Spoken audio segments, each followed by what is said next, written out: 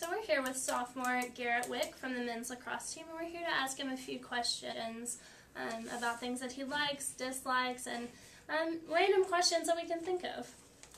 All right. I'm ready for it. First question. What are 3 things you would have if stranded on an island? That's a good question. That's a tough choice. Can it be anything? Any 3 things? Any 3 things. Have to be my favorite novel, which would be Gone with the Wind. I love that novel. It's the most beautiful novel ever. My hairdryer, and then the generator to power that hairdryer. Can't get good hair like this without nothing. Alright, so these questions are going to be a little bit harder now. Oh, I'm ready. What is one thing you always wanted as a child but never got? Well, just like in A Christmas Story, I wanted a Red Ryder BB gun. So bad. And then I was going to get one, but then my cousin had to end up shooting my other cousin with it, and then my mom was not having any of that nonsense. And I was so happy on Christmas Day running down to try to find it, and it was not there. It was probably one of the disappointing moments in my life. Then I realized I have like a short attention span as a kid, and I just moved on to the next thing. That was probably the one thing I wanted when I was a kid, was a Red Ryder BB gun. Glad you weren't so torn up about it. No, I am. Okay, so next question. What would be the best thing about not having a sense of smell? Not having a sense of smell? Well, that's an easy question, actually. Because if you've ever been inside the lacrosse locker room, you don't want a sense of smell.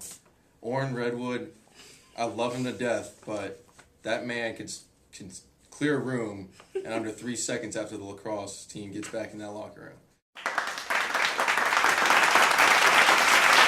Let's see, what is your favorite college memory? Favorite college memory would probably be when my grandfather showed up for one of my lacrosse games here at Centenary College, and I scored like a game-clearing goal. Even though we didn't win, it felt great watching him watch me play lacrosse for the first time ever. And he said it was one of the most enjoyable experiences of his life. Awesome. And can you explain the team dynamic for us? It's a very interesting team dynamic, because you got your serious players, then your not so serious players, then your guys like you want to beat over the head with the lacrosse stick on.